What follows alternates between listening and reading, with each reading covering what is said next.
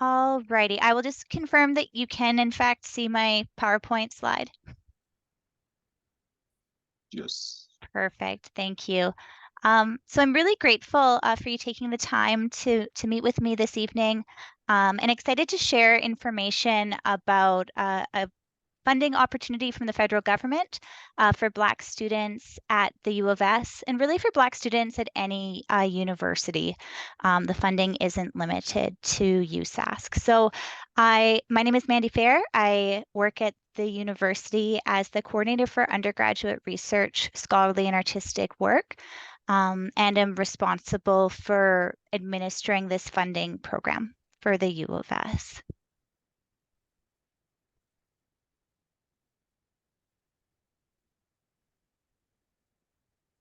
So before I start, I do like to start with a territory acknowledgement, acknowledging that we're gathered, depending, I guess, where you're zooming in from. If you're in Saskatoon, that we're gathering in Treaty 6 territory and the traditional homeland of the Métis, and to pay our respect to the First Nations and Métis ancestors of this place, and to reaffirm our relationship with each other.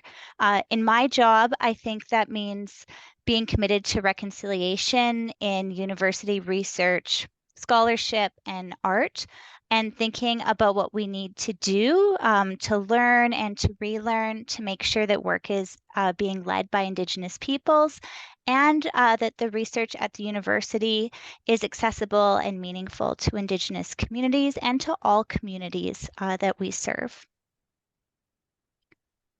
So today I want to have lots of time for questions, but I do just want to quickly go over with you a bit about what my role is at the university, so it makes sense of why I'm administering this program. And perhaps there are other opportunities for us to work together, particularly to support Black students at the university. And then I'll give a bit of an introduction to the Tri-Agency Undergraduate Student Research Awards, or USRAs, and some of the jargon that I have started loving to use. And I'll outline our program for 2024, sort of what the eligibility criteria is, the big step for students, which will be finding a faculty supervisor to work with, and then information about the application process. I also have information about some upcoming events for students, and then lots of time for you to ask me questions. So my job at the university is I run something called the Undergraduate Research Initiative. And the goal of that initiative is that every student, by the time they finish their undergraduate degree, has some type of authentic, mentored research, scholarly, or artistic experience. And what I mean by that is we want to move from students just sort of receiving information passively in the classroom to having the opportunity to ask their own questions, and to sort of create new knowledge or interpret how we understand knowledge by practicing the research methodologies or the art or the scholarship of their discipline. And so we try to do this in the classroom, through co-curricular programming or workshops and supports for students in addition to their classes. We have a lot of workshops. A lot of pizza is provided for students to bribe them to come and learn with me. And then we also do this through supporting students to apply for jobs, working as student assistants with professors. And the Undergraduate Student Research Awards offered by the Tri-Agency helps to fund this type of job opportunity for students to get a really rich experience working closely with a professor on campus. So Canada's Tri-Agency is one of the major funders of research in Canada, and there's three agencies. Natural Sciences and Engineering Research Council funds research in the natural sciences and engineering. And they have an opportunity for an unlimited number of awards for Black student researchers this year. So what that means is there's no cap. They will not deny any student these awards as long as the student meets the eligibility criteria that NSERC provides. Additionally, there's also the Social Sciences and Humanities Research Council that supports research in the social sciences and humanities. So things like history, psychology, political studies. And they have one award for the entire university for a Black student researcher to do research in social sciences or humanities. So that will be a competitive award depending on how many students apply for it. So far, 0 students have indicated that they're planning to apply for that award, but I'm hopeful that some will. And then we have an award from the Canadian Institutes for Health Research, or the CIHR, and they support research in the health sciences and have, again, one award for a Black student researcher from the U of S to do research in the health sciences. So what these awards are, even though I'm calling them awards, they're really a paid full-time summer job. The students are paid between $14 an hour, which is minimum wage, up to $16.96 an hour. So the university standard rates right now for an undergraduate student, plus benefits. So the money from the tri-agency, they put $6,000 towards that student's wages. And a university faculty member is required to pay the rest. So the student is paid that amount. So because of that, all projects have to be supervised by a professor, by a faculty member at the university. And that faculty member actually completes part of the application for these awards with the student. The projects have to be 14 to 16 weeks of full-time work. So the student has to be available for that amount of time between May and the end of August. The university defines full-time work as 37 and a half hours. And students have to be registered in a bachelor's degree program to apply for the award. I know some of the materials we sent out mistakenly indicated that high school students were included, and that is not the case. I do think, however, that having high school students know about these opportunities before they come to university can really potentially give them an advantage.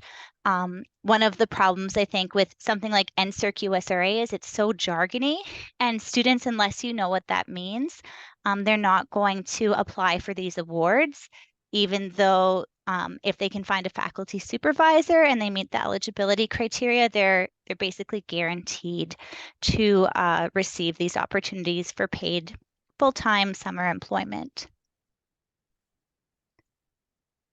Are there any questions so far before I jump into the eligibility and the application process?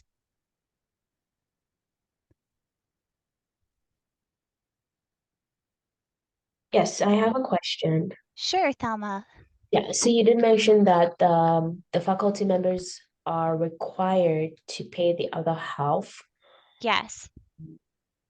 So how do you like ensure like does the faculty member have to does the faculty member work with your committee to ensure that, or how do you ensure that they stick to their end of yeah. For sure. So because the faculty member, they complete half of the application.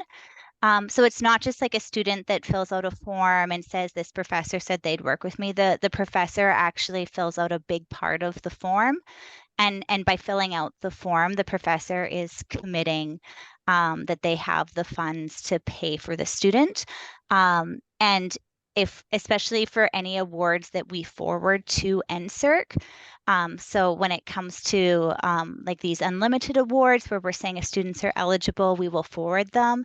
The faculty members are there's not a way they can get out of paying their part. My department then works with the faculty members to get everything set up and to set up the payment for the students.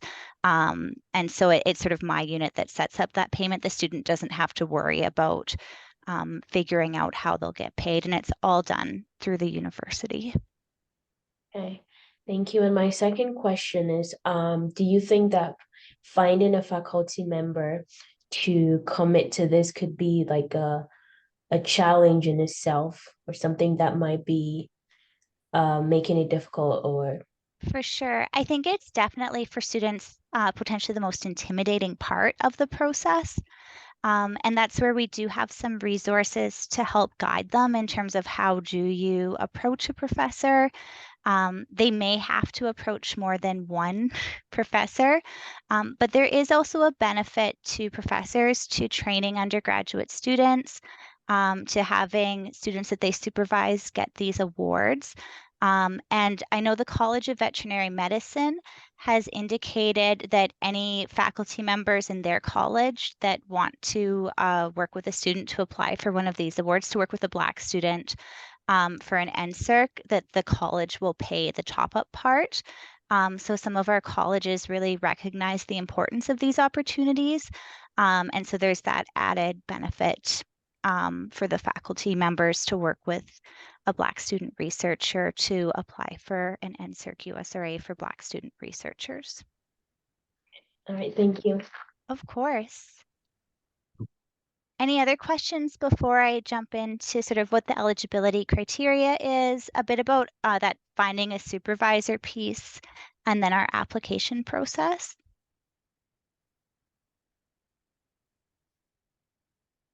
Alrighty, and this eligibility piece is very much copied and pasted from the federal government website, so is not um, my most thrilling of slides. And I'm sure with the work that you do, you're all very familiar with federal funding. For these awards, there is slightly different criteria for the students to apply for the awards than for them to hold the awards. So some of the major criteria relates to citizenship. Students have to be Canadian citizens, permanent residents, or have protected status as refugees. So international students are not eligible for this funding opportunity. When they apply for the award, the student has to be registered in a bachelor's degree program. Um, they do not, though, have to be registered to hold the award. So let's say you have a student who's finishing up their last year. They're registered in their degree at the end of January when the award application is due, but come May, they've already finished their degree. That's absolutely okay and very typical for these awards. Students have to have a cumulative average of at least 70%.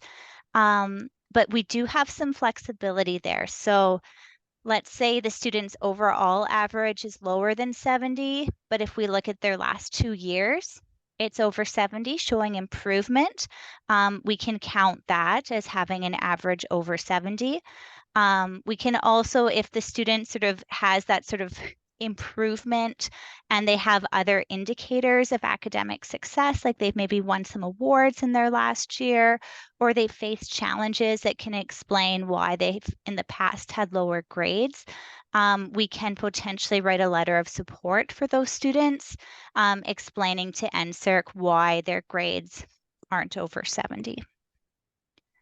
Students cannot be enrolled in a professional degree program in the health sciences. So if they're pursuing a medical doctorate, a dentistry, or a nursing degree, they don't qualify for an NSERC award. Those students, however, could apply for that one Canadian Institutes for Health Research award is open to students in professional programs in the health sciences. Students cannot have at any time ever in their lives been registered in a graduate program in the natural sciences or engineering if they're applying for an NSERC. If they're applying for a SHRC, they can't have at any time been registered in a graduate program in the social sciences or humanities, or for the CIHR at any time in the health sciences. Students can only have one of these awards per year. The U of S only does one award cycle, but if they, let's say, held one of these awards, in January or this term at a different university, they wouldn't be able to hold another one in the same sort of fiscal year. And students can only have up to 3 of these awards throughout their undergraduate career. Students can still apply for these awards if they're currently registered in a bachelor's degree and they already have a bachelor's degree, as long as during that first degree they did not receive 3 of these awards. So to hold the award, students have to have completed at least 2 semesters of university or a complete first year of study. So what that means is for first year students, they would have had to start in September, apply in January, and then make sure they finish that second semester to be able to hold the award. So if they apply in January, they drop all of their classes, drop out mid-February, they wouldn't be able to hold the award. Students are expected to be doing their research job full time. What that means is over the summer, they can take typically no more than 2 summer classes on top of their research work. And that would need to include arrangements made with their supervisor for that time to take classes in addition to their research work. And then to be eligible, the research project that the students are doing has to be full-time, 14 to 16 weeks. And the research project has to match the criteria of the award. So a student applying for an NSERC has to be doing research in the natural sciences or engineering. All this to say, it's a little bit complex, but the eligibility criteria is really achievable, right? It's really citizenship, how many awards you've had, how many classes you've taken, your registration status, and then having that either a cumulative average over 70 or being able to show improvement or explain why a student with lower grades it still has evidence of that academic achievement. And then a key part for these awards is the students have to self-identify as Black. And they have to be willing to self-identify as Black in their application and in their applications to NSERC for these awards. The SSHRC Award and the CIHR Award are only open to Black student researchers. And the special unlimited NSERCs for Black student researchers are only open to Black students. I should say too, so if there are students that want to apply for an NSERC, but they either aren't Black and they're connected to your organization, or they don't want to publicly identify as Black, the university does also have 60 NSERC USRAs in a competitive process that those students can still apply for. If you're working with Indigenous students, we have a separate award an NSERC USRA program for Indigenous student researchers that also has an unlimited number of awards. So the finding a supervisor part, again, this is a really key ingredient for this award application. And it's probably the most sort of pressing thing for students if they're interested to start thinking about sooner rather than later. So they have to find that faculty supervisor, before they apply, because the faculty supervisor completes part of the application and is agreeing to provide that top-off funding. What this means is, depending on what college or department students are in, they might approach a faculty supervisor who's interested in working with them, but just doesn't have the funds to pay that top off. So they may need to approach more than one professor to find that faculty supervisor. If the student is applying for that SSHRC or that CIHR award, where there's only one award for the whole university, it's important that they talk to their faculty supervisor about if the summer research employment is contingent on them winning that award, or if the faculty supervisor has funds to hire them no matter what. That's a really important conversation for students to have. For the NSERC students, as long as they meet the eligibility criteria, they will receive the award. So that's where it's just really important that they double, triple check that they meet the eligibility criteria. So I have done some sessions for students on how do you talk to a professor I think there can be a lot of anxiety for students about having to approach someone and ask them to supervise them. But it is very typical in a university setting to send an email to either someone you've taken a class with or even someone you don't know, and to ask if they would be interested in supervising you. I like to recommend that students start with who they know, whether that's a professor they've had class with that they really liked, or someone in their department that they've maybe been to presentations by and that they have that sort of networking connection to. It can also be folks that they know through other networks and other channels, as long as the subject matter area sort of meets the criteria for the award and is of interest to the student. I like to encourage students to think about the research the professor does and if that interests them, since often the research project the student works on will be a smaller component of a faculty member's research. So students will ideally be doing some research on their professors to find out, what is their research area? Does this align with my interests? Some professors on their web pages will have information for potential students, right? So they sometimes say, here's how you contact me, or I'm currently accepting students for NSERC USRAs. However, some professors don't, and I would say the majority don't, but they will have a bit of information on their university web pages about their research. In addition to research interests, students also want to find someone who's going to be a good mentor.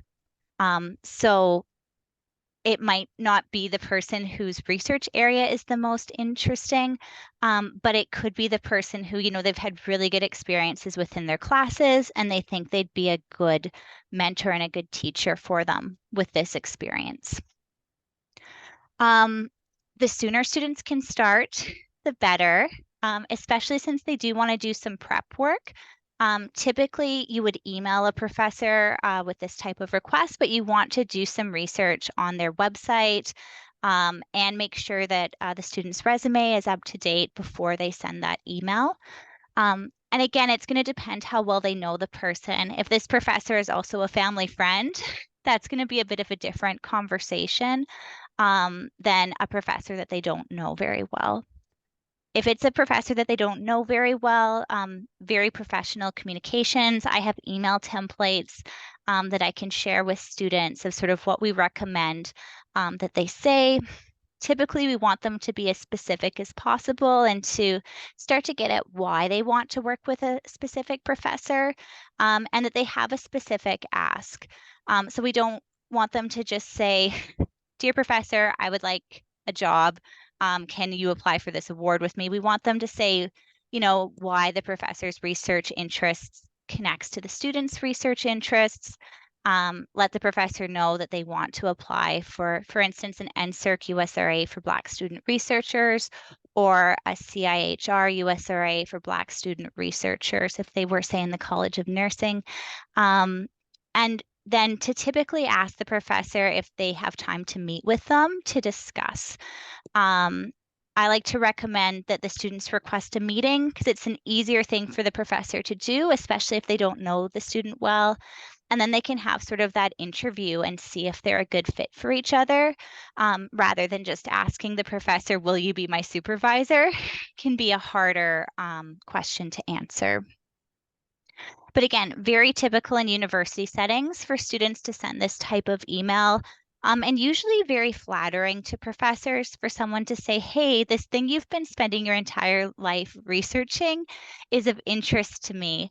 I share your research interest and I would like you to, be my mentor, to be my supervisor for this award.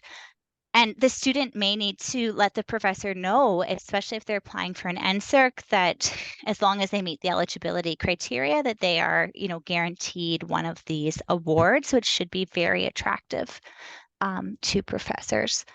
And then finally, I like to recommend that students, they may want to email 2 or 3 professors just to make sure that they're finding someone. Just like when we're applying for jobs, we don't apply for one job and then wait. This is very much more like a job application. It's just the sort of job application where you have to use your network and you have to email someone rather than anonymously submitting a resume and cover letter. So once they have their supervisor, um, they're completing their applications. The application will be submitted through Canvas. Canvas is what we use at the U of S for all of the classes that students have. So it should be a system that they're pretty familiar with. Um, and then if they're successful in getting these awards, my office will work with them to submit their application through the NSERC portal or the online government portal, where successful applicants will have to submit their application.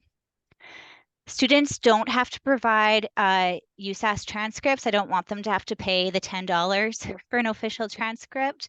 But if they have attended a university other than the U of S, they do need to submit their transcripts. The application includes a student form. In the past, there were two forms they had to fill out. I've combined that. So there's just one form with all the questions for the students. We have a separate form for the professors to fill out. And we have a very detailed rubric for the students of how these will be adjudicated. But please do note, if students are applying for the NSERC USRA, their applications won't be adjudicated. They will just be checked to make sure they meet the eligibility criteria. If students are applying for the CIHR award, so your nursing students, or if they're applying for the SHRC, they will be adjudicated if more than one student applies, and they'll be using the rubric. The forms are the same for all of our awards. So just a visual of what the Canvas site looks like. So students go to our website. We have a section for apply, and then there's a button they can click that will self-enroll them into the Canvas site. Students should pick the Canvas site for the award they want to apply for. So if they know they want to apply for an NSERC USRA, that they self-enroll in that Canvas site. If they have any trouble with this, they can email me. I'm happy to help them. I'm also going to be offering some workshops for students where they can sort of come and go and get help with their applications from myself and from some other staff. We'll have snacks just to make it as easy as possible for them to complete the application process. And then once they are self-enrolled in the Canvas course, all they have to do is submit their application like an assignment. So it should be very familiar to them, just like submitting an assignment for any of their other university classes. And then when they click on assignments, they'll see something like this. It'll have all the instructions for them. They hit start assignment, attach their student application form. The student will also attach the faculty application form that their professor has filled out. So everything is submitted together. So again, there's just these two application forms, unless the student has attended a different university, in which case they also have to attach official transcripts from that university. The student application form is pretty basic. It has a lot of sort of that contact info, name, email, NSID, student number, checking off if they're a Canadian citizen or a permanent resident so we can confirm that they meet that criteria, checking off if they've ever had a USRA before, and if so, how many. We have a space for students to list the awards that they've received, and we want them to list all of the awards sort of out of high school to now. This is used to help us evaluate academic performance for the competitive awards. And for the students applying for an NSERC USRA for Black student researchers, it's just really good practice for them to start listing their awards. The application for the student also has 3 questions that they have to answer and an optional 4th question.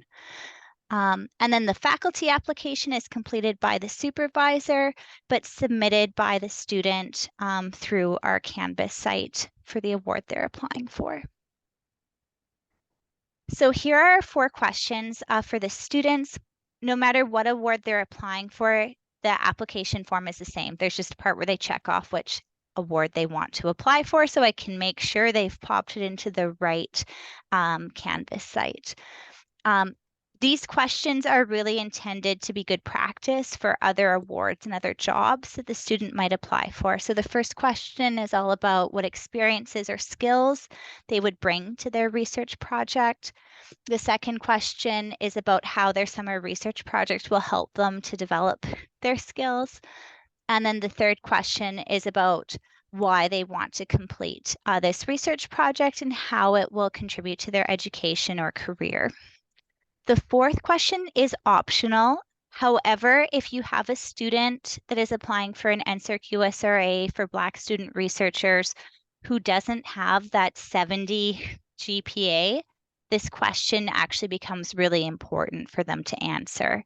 So this is the optional question where they can let the adjudicators know about anything that could help them to evaluate their academic performance.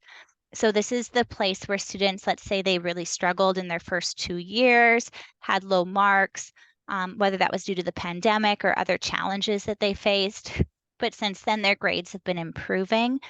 This is where it's helpful for me for the student to highlight that. Alternatively, students can also use this as a space to say, hey, I've maintained excellent grades and I've also been working and looking after my family or volunteering or participating in lots of extracurricular activities. So it's meant to be a space where students can give context to their marks. However, because we have that requirement from our funders that students have a 70 or above, if they don't have that 70, this becomes really important context for us to evaluate if we could sort of write a letter to the funder saying, hey, the student's cumulative average is lower, but this is why we believe that they still meet this criteria for academic excellence. This is a summary of the rubric. Again, less important for students that are planning to apply for the NSERC USRA, but for the students applying for the SSHRC or the CIHR that are competitive, this is how they'll be evaluated. 30% is around academic potential. So that's considering grades, but also looking at improvement over time. So if in the last 2 years, their average is significantly higher than in their first 2 years, that's factored in.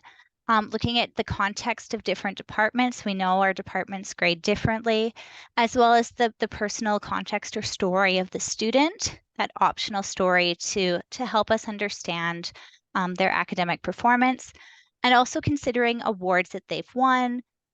This is also a place where if a student has indicated, these are my grades, but I've spent a lot of time volunteering or working or doing other things, that can really help us to situate their academic performance and potential.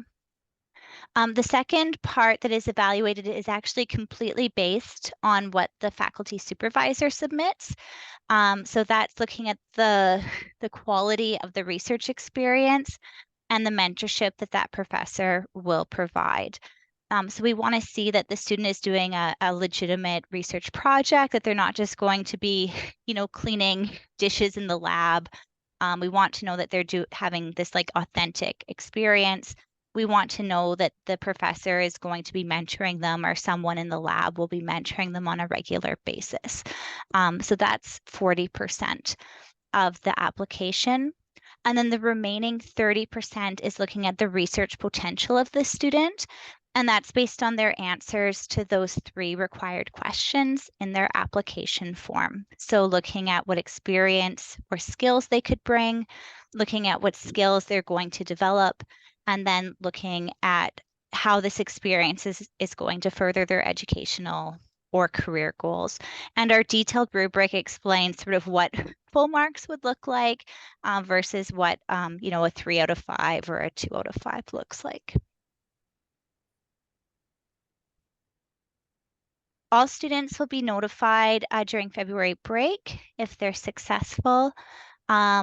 And the students who are successful will have to submit their application through the NSERC portal, but I'll be setting up workshops to assist them with that process. It can be a bit tricky to navigate.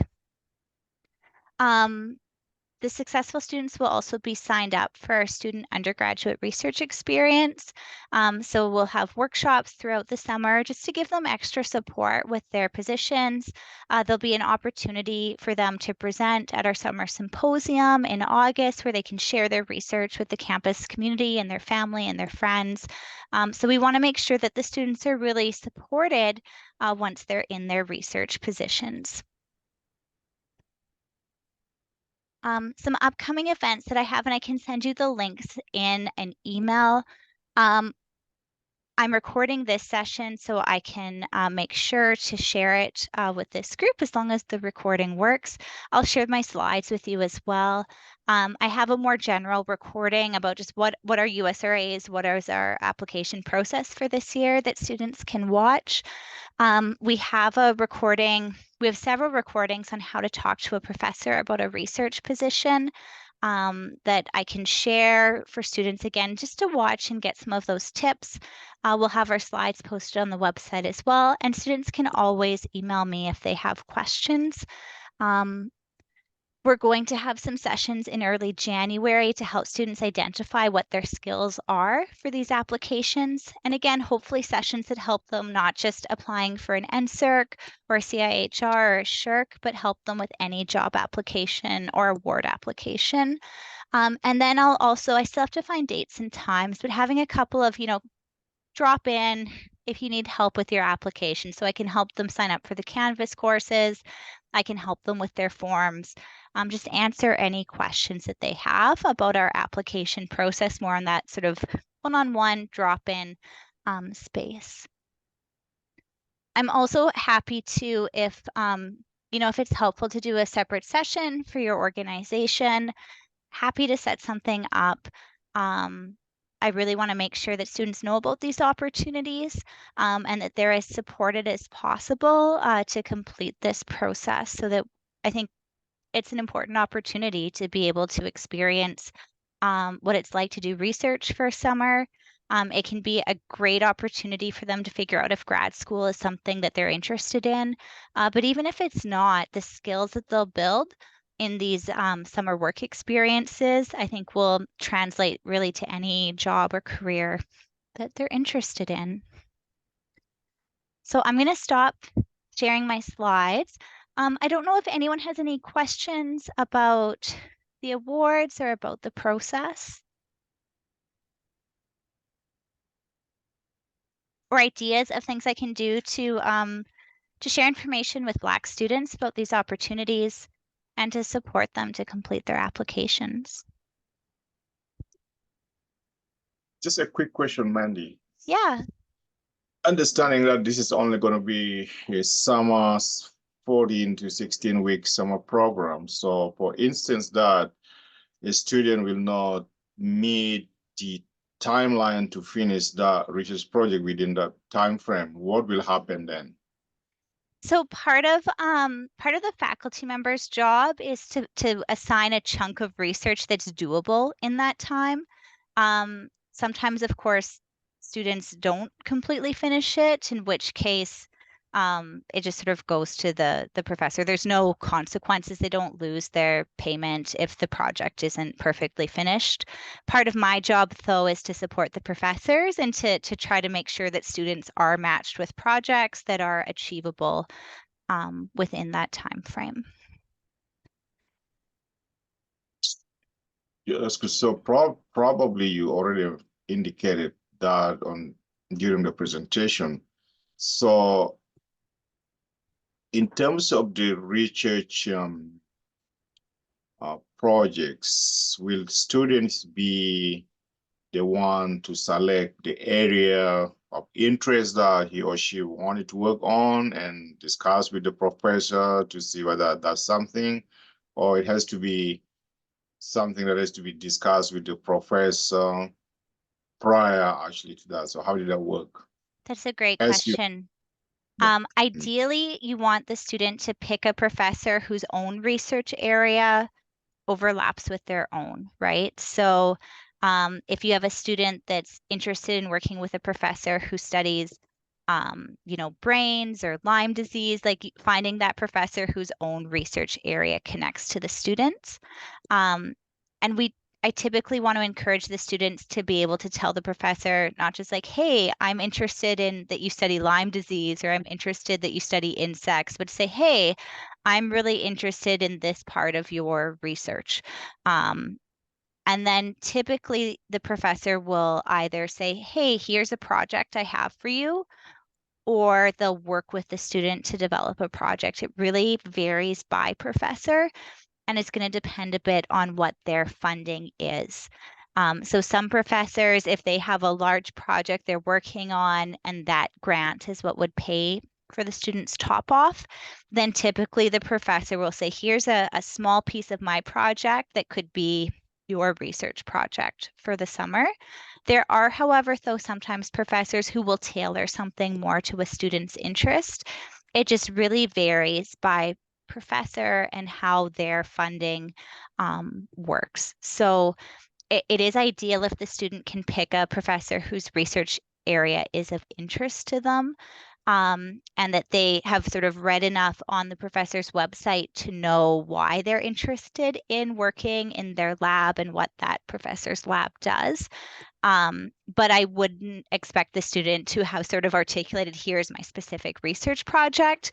The first step is to reach out to the professor and then see how that professor would work with them. Typically, though, the professors carve off a chunk of their research project. And usually they're like the work that was done last year, super, super impressive stuff that the students were doing for summer projects.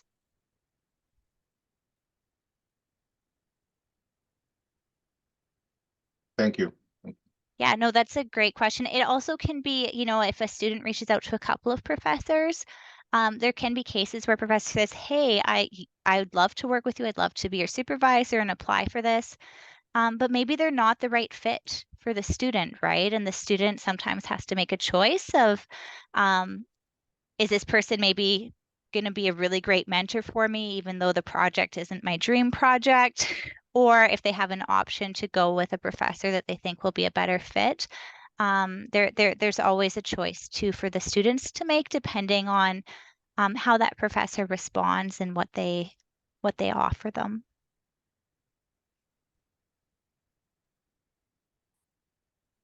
The challenge being these are often for students, these can be the first time they're working in this type of a job. So sometimes the projects they get aren't quite their dream project. On the flip side, again, students can do pretty amazing things in the summer, and it's not until you sort of get into the lab and start doing that research that they maybe learn if that's something they like or if it's something that they don't like.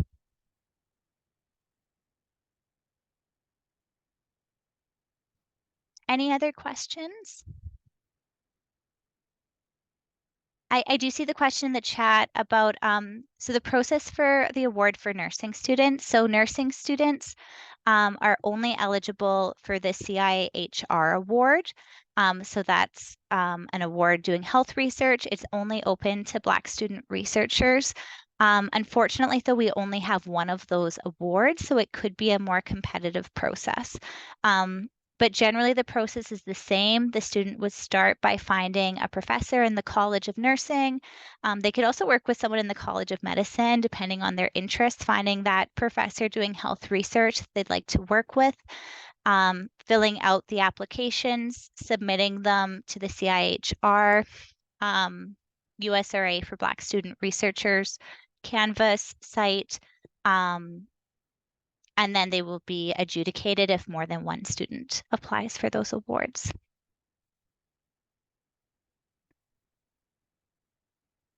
Any other questions?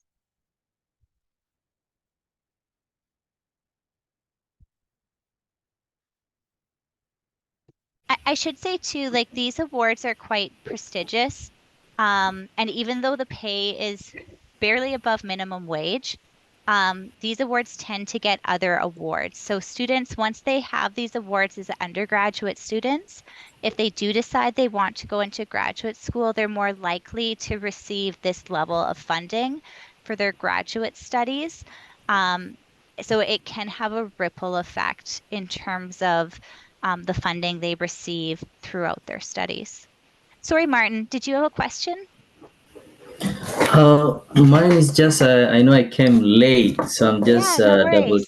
double checking in the area where like uh, applicants who are actually trying, the students who are trying actually to apply for these awards. Are you getting a good number of students, or is the black population at the campus aware of this opportunity? That's a great question. I think I need to do some more work to get the information out. And part of why I was really grateful to April for emailing community leaders is I think that's a really great way to share information with students. I Mhm. have been sharing information through various campus channels. I need to do some more work to create some visuals and some more specific posts for our various social media and campus channels about undergraduate student research awards for Black student researchers. Some of our communications have been more general so far, um, Mhm. but including the information in all of our communications that there is an unlimited number of these awards that the university can support. Um, so that's going to be sort of the next couple of weeks for me. The holidays are going Mhm. to interfere a little bit, but even in early January, just making sure to get the word out. And any support that you can provide in sharing information, I would be grateful for. I really do believe that it can be a limitation. The students who sort of grow up knowing what NSERC means or what a USRA is, they're watching Mhm. for these announcements and they're emailing to ask when it's coming. But even for myself, when I was an undergrad student, I would not have known what an NSERC USRA Mhm. was. Mhm. So I do want to, I'm just working on some social media posts that present it more as jobs rather than all of our jargon. But I can share Mhm. my materials with you. I can send you links to our social media posts and would just appreciate anything you can do to share the info about these opportunities with students, with parents, with folks that might be able to make sure that we're actually putting forward a good showing. Last year, we only had 3 students Mhm. get these awards, and I think it should be much higher than that. Yeah, yeah. Well, thank you. I think these are really very good opportunities. I remember I graduated in 2010. So I wish we had these kind of opportunities so that we could try to learn. Is a very good learning process, and it helps uh, Totally. students when they are trying to get into their master's program, and how do you apply and how to win all those things. So I don't know if you are in touch with the African Student Association. I think that that could be Okay. a very good place to Perfect. actually have a meeting with their Great committee idea. and be able to share the information with them so that they can actually circulate it with most of the students at the campus. That's a great idea. Thanks, Martin. You're welcome.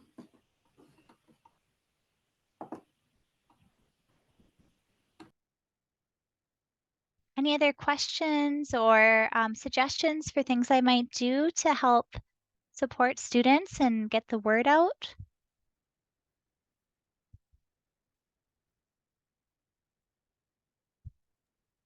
Well, I do agree, Martin, that a good place to look at would be the African Students Association, which is now known as Pan-African Students Association on campus, and also maybe with the various faculties could help, spread that to the students who belong to the Black community.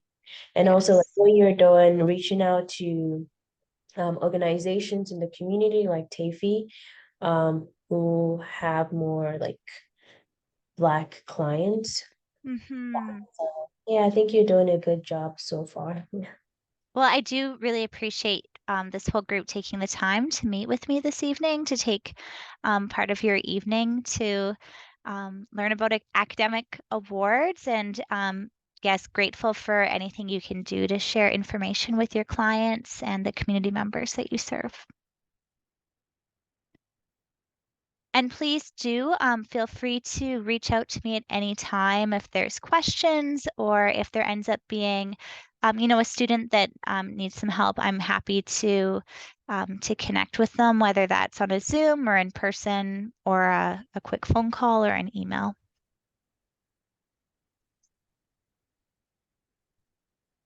Well, thank you for the opportunity. Thank you for sharing this. I think this is great to know that there's opportunities like this available to help students expand their knowledge or research and do things that is their interest. So it's good to know. So we'll do our part to share with networks that are available, connect with the Black communities and different groups. So yeah. Perfect. Thank you so much. And thank you so much for joining me. I'm going to stop recording, but I'm happy to stay on the call a bit longer if you have questions. And I'll make sure to share all of the materials over email with you in case that is helpful.